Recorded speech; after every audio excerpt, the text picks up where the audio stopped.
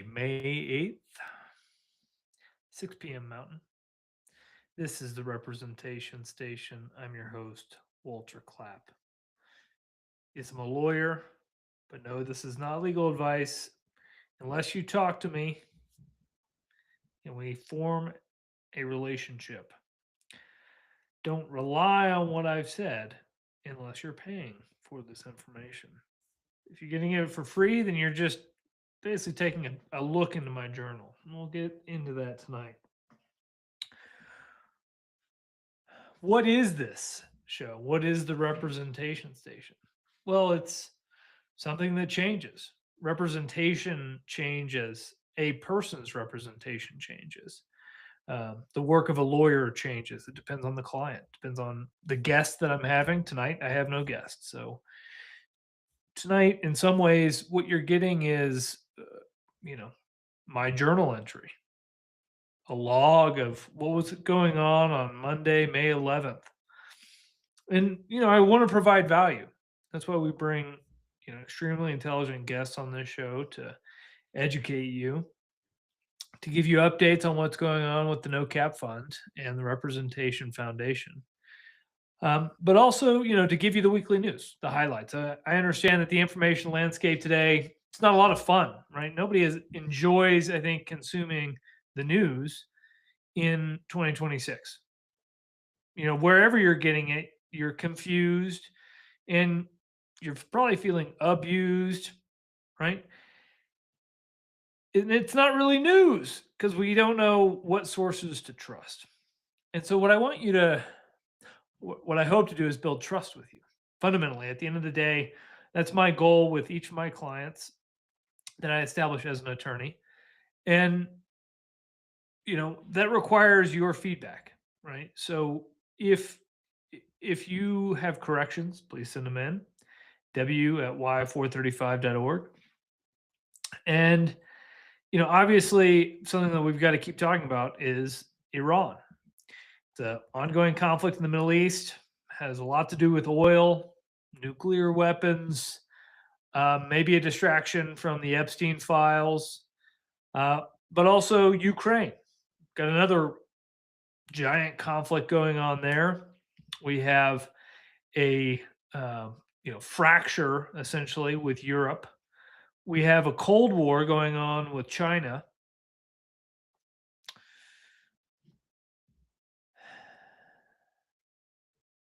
So today, the war in Iran has been going on for 73 days. Trump had a ceasefire proposal. The Iranians said, pound sand.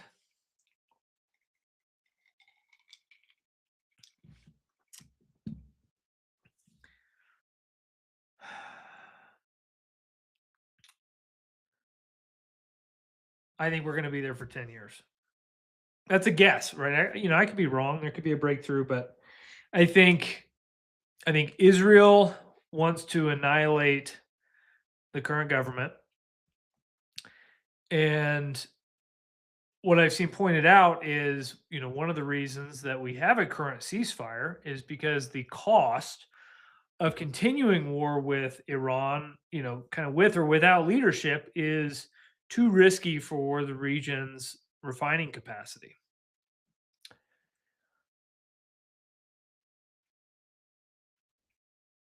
Are we going to get a deal? Maybe. Or maybe we're going to get a lot more war, right? For the next 10 years. We'll see.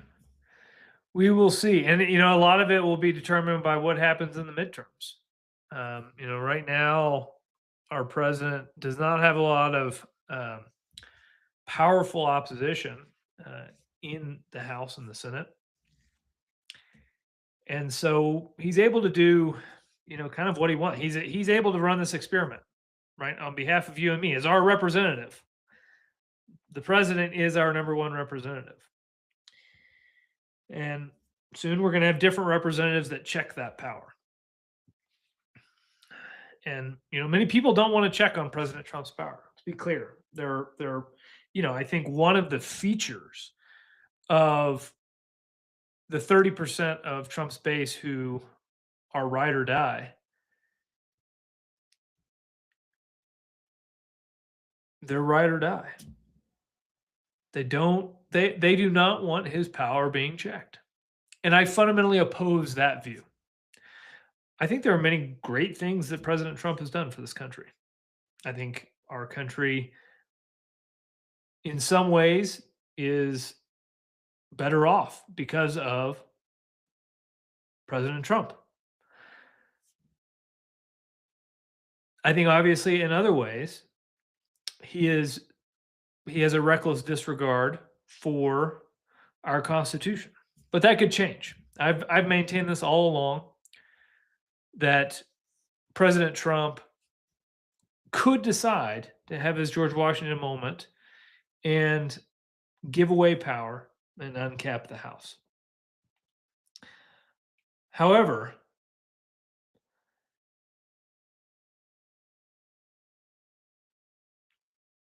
it seems much less likely if Democrats win these midterms.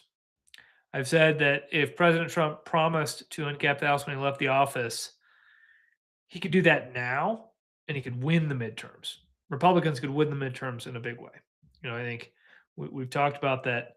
Whoever uncaps the House wins, right? It doesn't really benefit one party or another. It's whichever party uncaps the House is going to pick up way more seats because the people are going to be very happy at that party for doing this thing. Now, there's also a world in which there's a bipartisan uncapped bill, but it's still going to get signed by a president with an R or a D behind their name. So, I think whoever champions it, whoever really gets it, and right now that's the Democrats. It's not the Republicans, and it's not Trump.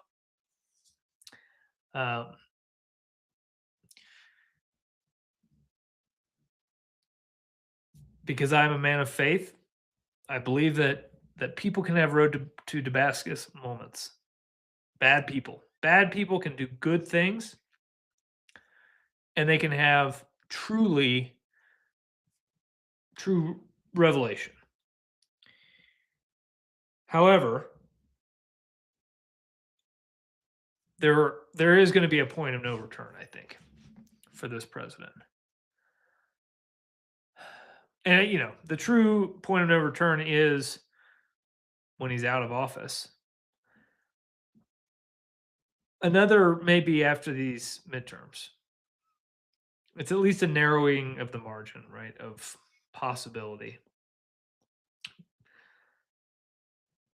Likewise, I think that the possibility of us having a quick one and done situation in Iran, was in that initial conflict, and Trump stopped the war when, he didn't have a huge upper hand. Right? He had, some cards, but there are not aces in his back pocket. So, could it be another 10 years? I think it could. It could be another Iraq. Why not? I saw somebody write something that this was defeat for Trump, and it's like, I mean, I don't think America is going to lose, right? The regional players may lose. We may lose some of our standing with Europe if Congress and the Senate does not reassert some of its ability to solidify international relations.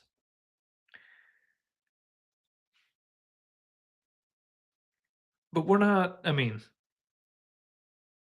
it seems unlikely that there is a way to end this war before the midterms. So that means we're going to have gas that is, $5 a gallon, $4.50 a gallon. And I mean, so assuming that to be true, I think the political possibility of Republicans maintaining a majority in either house, absent their promise to uncap the House, is approaching zero. Now, I'm a Republican, so that, in a lot of ways, that saddens me.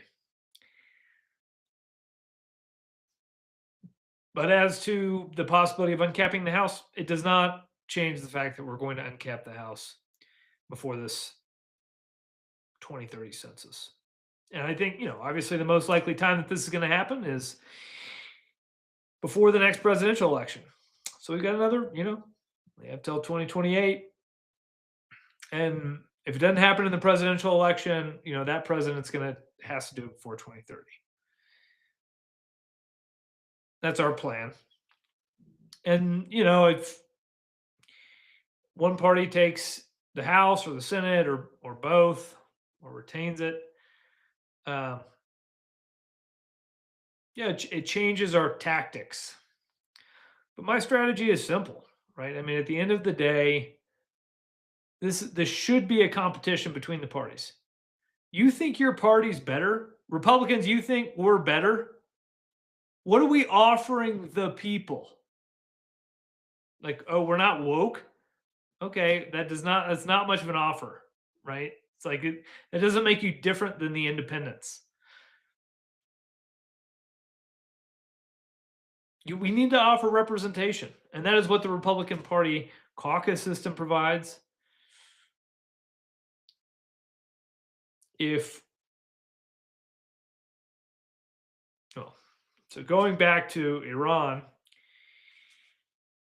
so if Trump is unable to secure a deal, the war's not over, and gas is $5 a gallon, chances of Republicans maintaining majority. This is just based on historical, evidence, right? I mean, the average voter is just going to be pissed, and they're going to vote in the other guy because a lot of people don't have time to educate themselves, like the good listeners here. Trump's going to lose the House or the Senate or both. He's not going to get anything else done. So he's going to drive himself further into a monarchical fanaticism, or at least the people around him will, right? The people around him who are chanting "King, King, King," they're gonna get louder, right? If the Dems win a majority, and so that's dangerous. So maybe in some ways we just have to chant louder, right? Have to not lose faith that it is possible for President Trump to uncap the House before the 2030 election. Offer him an off ramp, right? From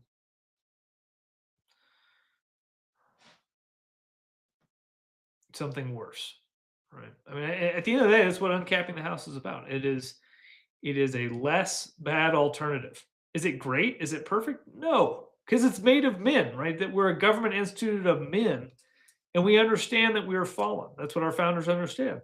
That we are each broken individuals, and our representatives are meant to represent our better natures, right? That was kind of part of the idea of the Senate, right? Or the idea of having an elite, right? Is that not all humans are capable of being less than shitty. It turns out the elite have not been doing well because they have not been held accountable to the average person. And the average person actually is exactly the same as an elite. I mean, that's what all of the religious texts, save the Hindu texts, say. Now, some of them will say there are chosen. Does not say there are chosen in our government. It says that each of us is broken, right? And that we must strive to be better. And most of my knowledge is in the Abrahamic texts and in the Buddhist texts. I would say Christianity and Buddhism have more in common than they have difference. And I'm sure I will piss off some people with that the same way that I piss off some people by criticizing Donald Trump, the same way I piss off some people by saying there's still hope.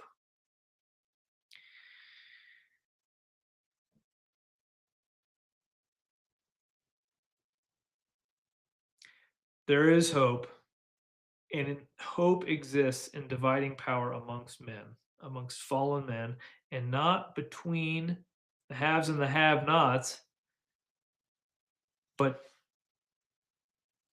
in every man and woman, an inalienable right to life, liberty, the pursuit of happiness, and representation. Amendment number one,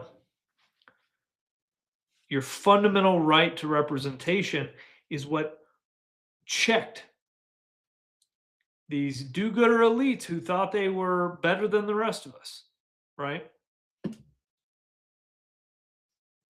The lawyers, the legions of lawyers and accountants and doctors who pull marionette strings. Indubitably, I'm one of those people who have pulled marionette strings. That's what we do. On behalf of our clients, we muster facts and law to create argument, to win, to create leverage, to move the immovable, to move mountains for our clients. What is that if not to pull strings? We pay experts, often doctors and accountants, engineers. Don't forget the engineers. They help us pull those strings. But this is not some vast conspiracy of a single individual or a single group of people. This is incentives.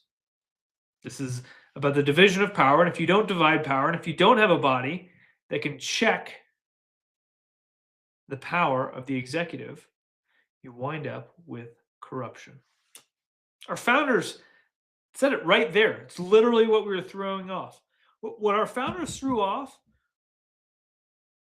was not as strong as the executive in America today.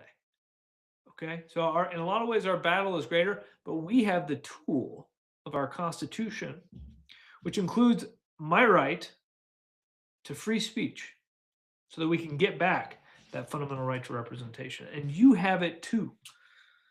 And so, again, our job here is to educate you, to provide you the tools so you can talk to people about what's going on in Iran for the last 73 days, the oil and the nuclear.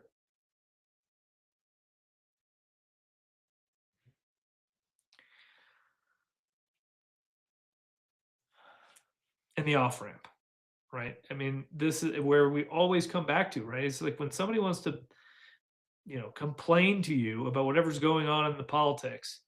It's like here's the solution, right? Like, would you like to stop complaining and do something about it? God, the people who complain but do not do anything about it drive me sideways.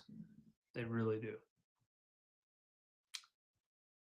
And then, I just have to turn back to God, right? I mean, and this is not a podcast about religion.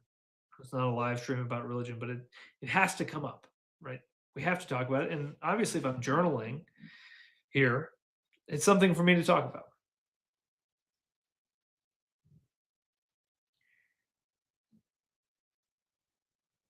Hebrews tells us to praise God even when we suffer. I think there is something magical in that.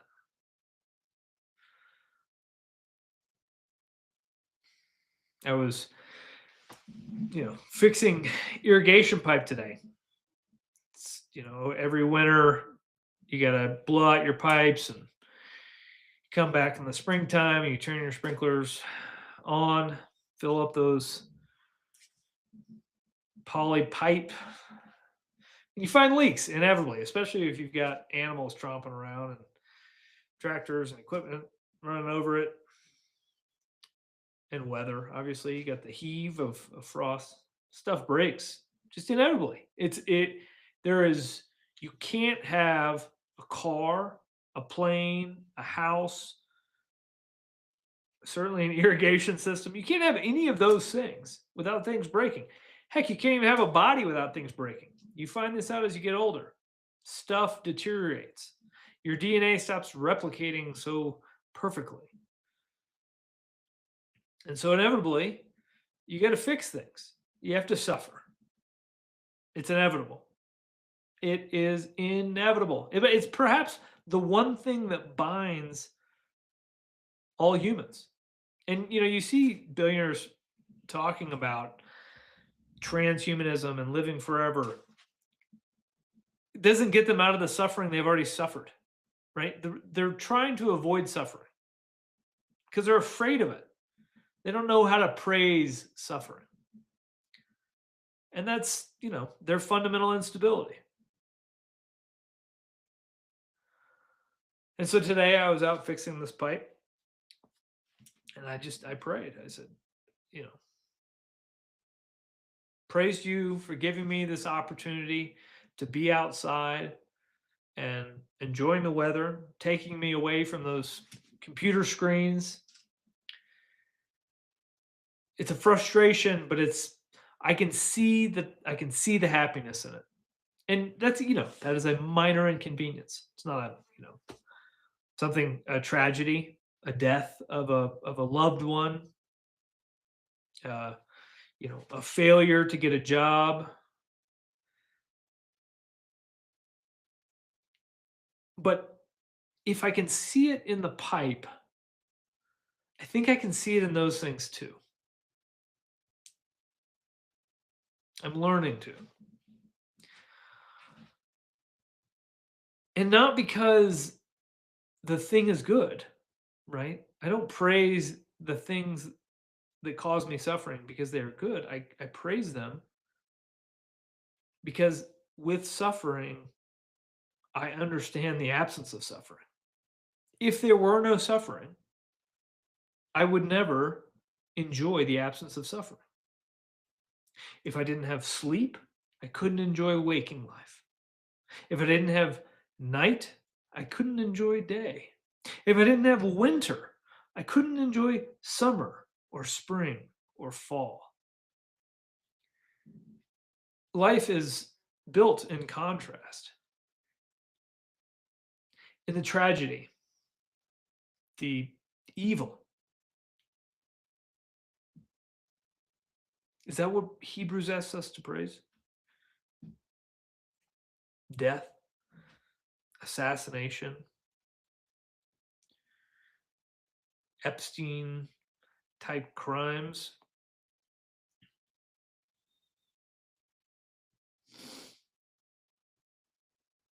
I praise the whole package. I praise the whole package. I choose to live every day because it is a beautiful, beautiful life. This perfect world, this balance, the aspen trees rustling as a grizzly bear takes down an elk, and I drive in the safety of a 1959 Land Rover built with the scraps of World War II.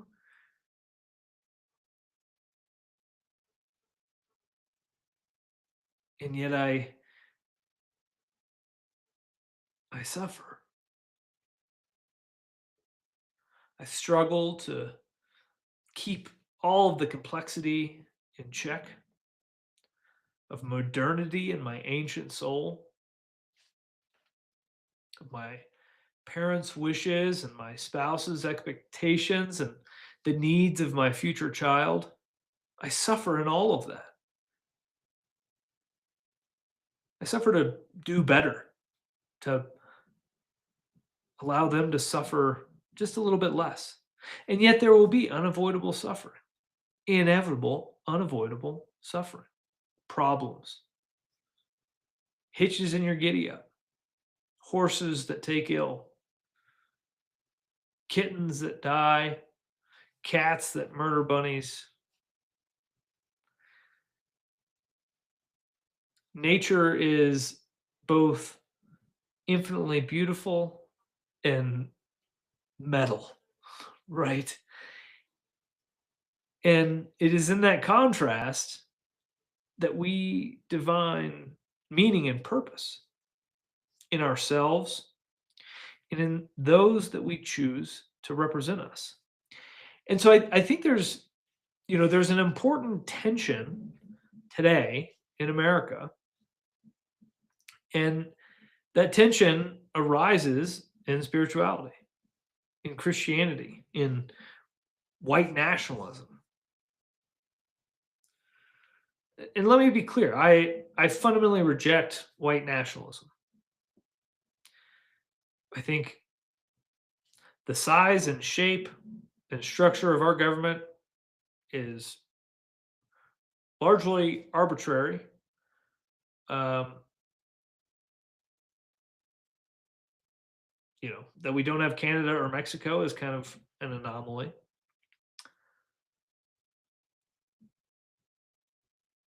But the character of my representatives here in America, or the character of representatives in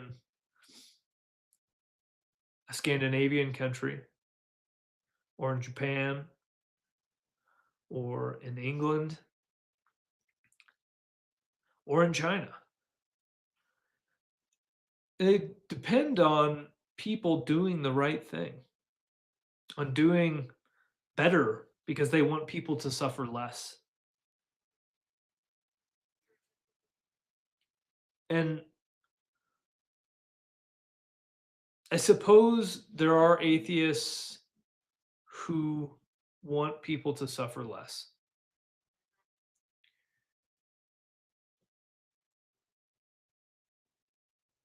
And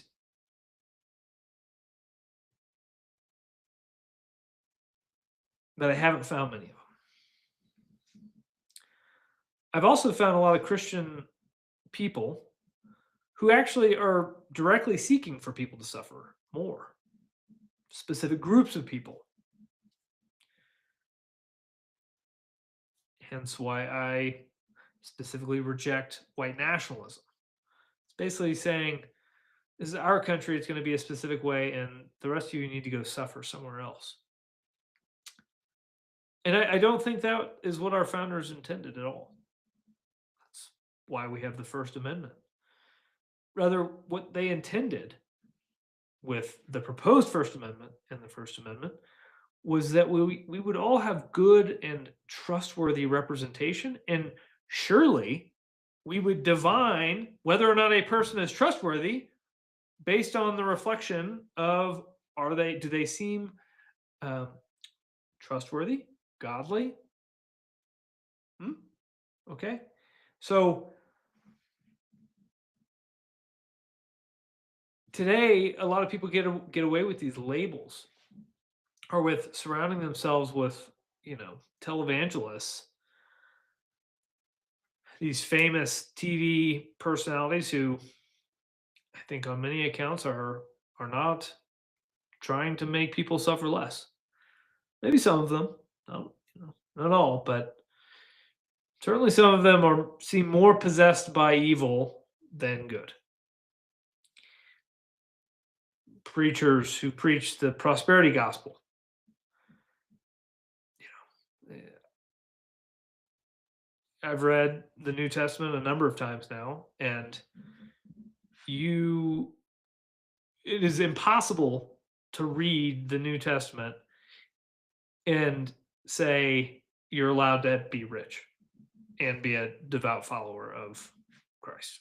I think it is just patently antithetical to the clear text of of what actually, Jesus said, leave all your stuff behind and come and follow me. Right.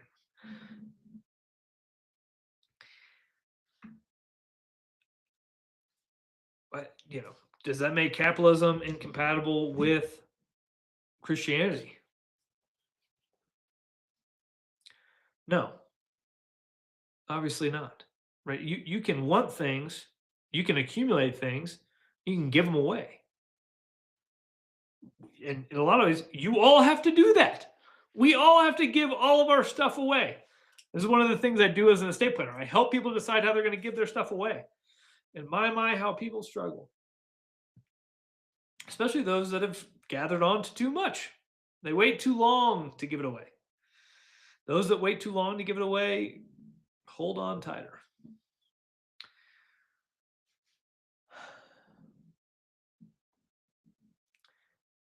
The same is true of power, right? You start to accumulate power, and man, it's hard to give away. Man, it's hard to give away. But some people do it. It's been done. George Washington did it. Now, he saw men die in battle in front of his eyes. And it changed him, I'm sure. He was fighting for an idea of a new nation, one conceived in liberty for all. An idea. And the debate around slavery was happening during the Revolution.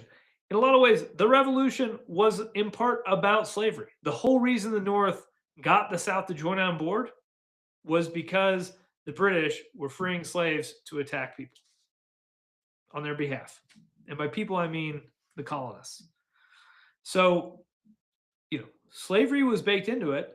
And half of the people at our founding, approximately, didn't want slavery to continue, but they agreed to the bargain, knowing that they could win that fight eventually. And they did. By God, they did. Funny enough, England actually ended it sooner.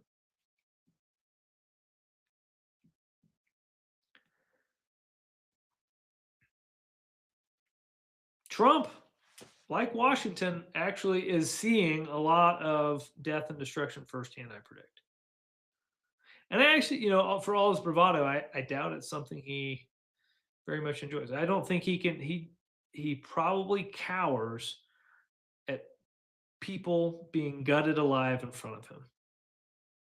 I bet he actually doesn't like that. I don't think he probably participates in to the extent satanic rituals were happening in the Epstein situation. Maybe that's why he got rid of him back in the 90s. Maybe he did it once and then got blackmailed. Who knows? I don't know. He obviously saw something he didn't like. And I think that to me says, maybe there's a guy that could be changed by images, by being confronted with true evil repeatedly. And there's no doubt that war is evil.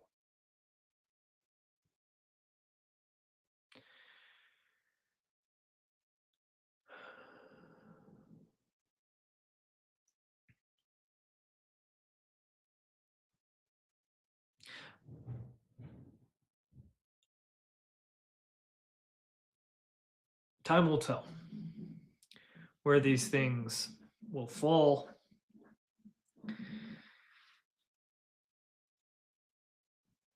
Time will tell.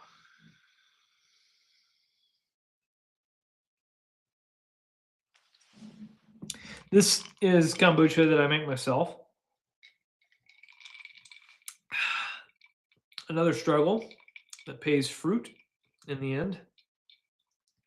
And that's the thing about the irrigation system. The reason that it's easy to praise, working on an irrigation system, because it's like, well, I'm going to fix this, and I'm going to bear, it's going to bear fruit.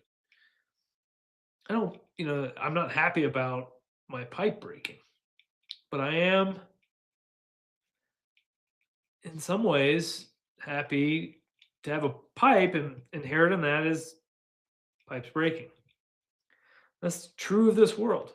To have this world means conflict, means war. And I don't praise war, but I praise life, and I praise the opportunity to be challenged by evil. Because that's what we are being done. That's what's being done to us, is we're being challenged by those things that are wicked and bad in this world. From the day you come out of the womb until the day you go to the ground. And there's a lot of questions about what happens after that. And those are important questions for you to ask. And as a representative,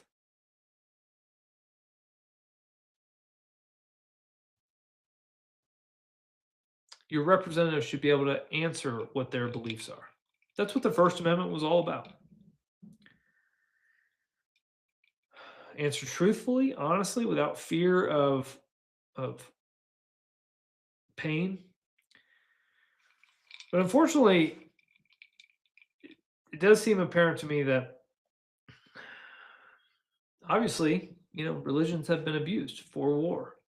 That if evil truly exists, of course it attacks the power, leadership of the church. This is what the Pope's exorcist said, right? If y'all are familiar with Father Amorth, he basically said, of course the devil comes for the clergy. Of course the devil comes for these centers of power. And to that, I reply, so let's divide power. Let's give ourselves a legislature that is truly representative of the people, that is held accountable to the people, not mere exorcists.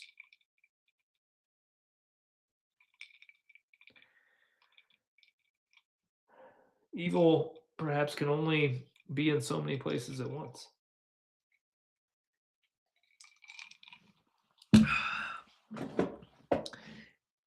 If you're ever in Laramie, Wyoming, and you'd like some kombucha, homemade by yours truly, you can shoot me an email, and I would give you some for free.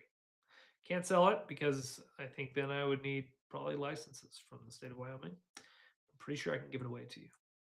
So let me know. All right. Other news. The hantavirus. Seems like a nothing burger, I hope. I'm not seeing anything indicating it otherwise, but certainly strange. There are some strange facts about that I'm not going to get into right now because it's too early.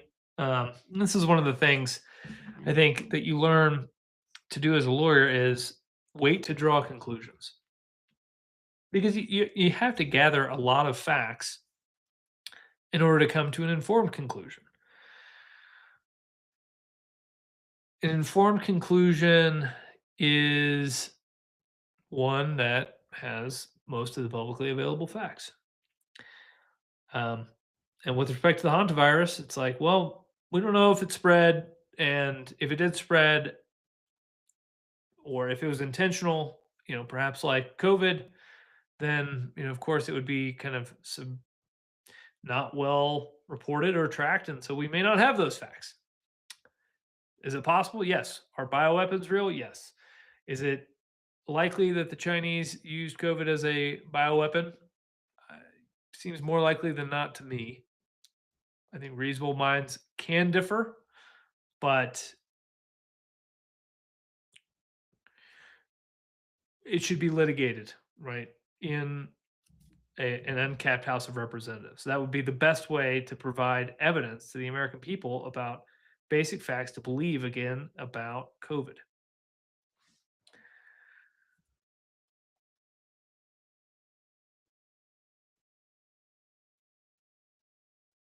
All right, moving on. UK elections happened. There was a Reform UK surge. Labour got hammered. So Nigel Farage's right-wing populist Reform UK party achieved major gains in the English council elections. A rebuke to Prime Minister Keir Starmer's Labour government. Reform UK gained 1,450 seats and took control of 14 councils. including traditional Labour strongholds like Sunderland and Barnsley, plus Essex and Hanover and London. Labour lost 1,500 seats and control of dozens of councils. Starmer called the results tough, admitted mistakes, and vowed to stay on and improve. Wow. Greens also gained significantly. Conservatives lost ground as well. Wow. I mean, this is a big deal. I mean, that's a big deal. I mean, that's and it may not be a boost to Trump. He probably sees it that way, but certainly a boost to right-wing populism. You know what should be more popular on the right wing than anything else, than any party or person? Representation. Why? I mean, because that is how the average American gets a voice, and one that doesn't cause revolution, but instead education. Education of your representatives and education of yourself. Self-improvement of the system. It's a beautiful cycle. I look forward to you joining us. Go check out our website, www.y435.org. www.y435.org. We are at 45 minutes past the hour. I am going to wrap it up here pretty soon. I think I have hammered the philosophical and spiritual journal entries sufficient to satisfy myself, even if nobody else watches this. And, in a lot of ways, that's, I praise the show where not a single person watches this. I'm still going to show up. But next week, we have a special guest. So this will end, and we will be back to something a bit less Walter focused. You get representation from a more diverse skill or set of people, set of skills. Roger will be back from Portugal soon, and but next week we have Michael Johnson. Michael Johnson has written a book. We will be discussing that book. It is called Fixing Congress: Restoring Power to the People, Uncommon Solutions for Unprecedented Problems. It's got 4.7 stars on Amazon. Pretty good. And it's only $12.99. So you'll be able to hear more about that. And Mike Johnson spent 47 years serving in the White House, Congress, private sector, public affairs, as well as volunteering with nonprofit organizations. His congressional service spanned 13 years with Representative Robert Michael, the Republican from Illinois, the House Republican whip, and later Republican leader who retired from Congress in 1994. Prior to that, Mike spent 7 years in print journalism. In his last year, he was editor-in-chief of the Register-Mail, a daily newspaper in Illinois. He was reared and educated in Sioux Falls, South Dakota. He's co-author of The Surviving Inside Congress. Oh, I think I've read bits of that book. He co-authored Surviving Inside Congress, published by the Congressional Institute. I think I actually was given a copy of that when I clerked in Congress. And he did that with Institute colleagues Jerry Clymer and Mark Strand, both of whom served as president of the organization. It's now in its 6th edition. Mike is co-founder of the Institute and former chairman of the board. Mike is a published columnist and appears on podcasts and news shows. He's married to Thalia Asuras and has 5 children and 4 grandchildren. Very cool. Well, anyway, I look forward to meeting Mike, and you should as well. I'm very excited to have him on. I knew a little bit about him, but I didn't know that much. And you get to meet the man live next week, but we're going to be at a different time, so this is important. we are going to be doing an earlier show, 2 p.m. Mountain, Monday, May 18th. Okay? 2 p.m. Mountain, Monday, May 18th, with Mike Johnson, who has got an illustrious career. And yeah, really looking forward to that conversation. Look forward to having you there. Returning to, I guess, our more regularly scheduled programming. And, I tell you what,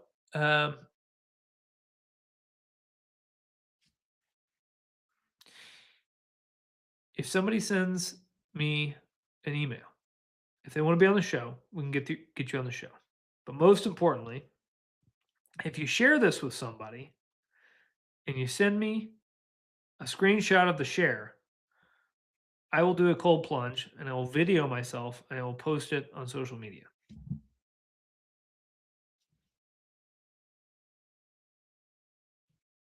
What do you think? Also, don't forget, if you have legal questions, you can send them to me as a hypothetical. I'm happy to discuss them on the show, answer your questions. Happy to have you on the show if you want to discuss the question. And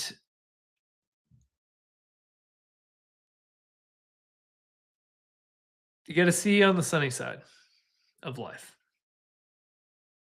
Because there is a sunny side. There is a spring and a summer. And it's here. Now it can pour over into fires and smoke and difficulty. But on the other side of that is peace and prosperity.